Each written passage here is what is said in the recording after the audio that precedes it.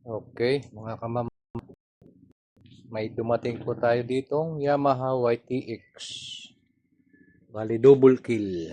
Flat na siya. Tapos nawala pa raw ang kuryente. Kaya tulak-tulak ng may-ari. Ganito mga kamamba, troubleshoot na natin siya. At napag-alaman natin na talagang sira ang kanyang CDI. Kaya ang gagawin natin ay ating iba-battery operated. Para madali ang ating tutorial at diretso na agad tayo sa ituturo ko sa inyo. Inalis ko na ang bangko at ang mga cover. Iisa-isahin natin itong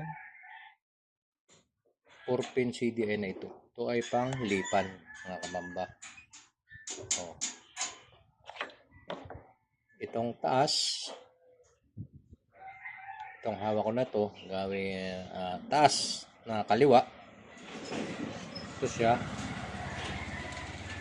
Kakabit natin siya sa ito, kulay puti sa sakit ng stock. Okay, ito ay pulser. So sunod naman yung baba. Yung baba ng pulser, ito ay ground. Yan. Dito naman natin siya i-connect sa kulay itim na wire. Tapos dadalwa na mga kamamba. Itong wire na nasa kanan, ito ay ignition. So ang ignition ng ating Yamaha YTX ay kulay orange. Hindi tayo maliligaw dito. Ito yung nakabukod na wire. Ito ang ignition. Ignition, dito natin go-connect sa kulay orange na wire. So nasa ibaba ng ignition, bandang kanan, itong puti na to, ito ay positive. Kukonek naman natin ito ay sa accessories wire.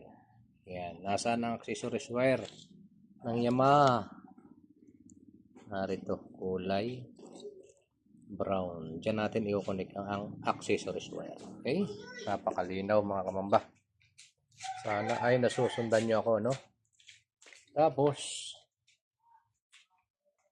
mayroon pa tayong i-modified dito mga kamamba. Itong hawak kong ito,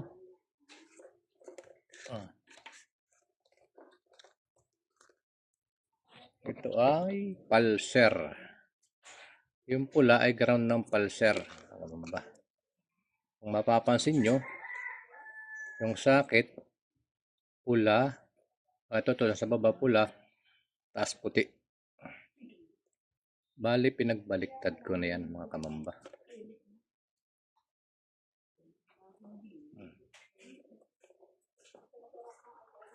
Yan. Pinagbaliktad natin itong sakit para hindi na tayo magputol ng wire. Kaya ginawa yan dahil napakalakas sumikad ng hikir pag hindi natin ginawa yan.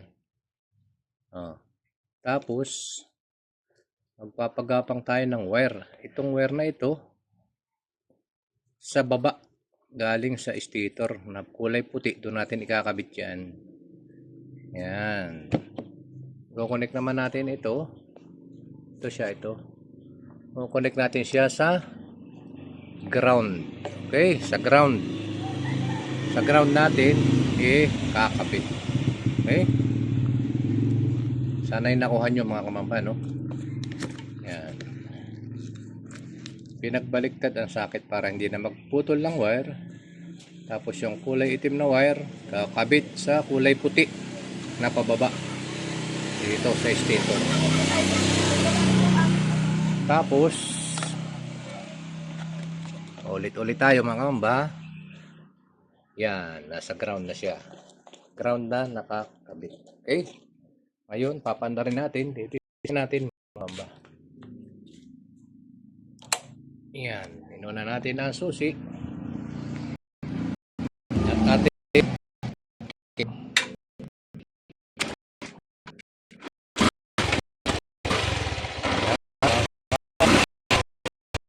Andar na ang ating Yamaha YTX.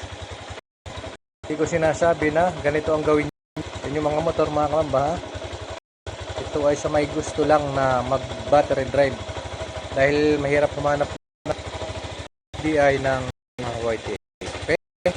Dito na lang at sa kayo mga kamamba.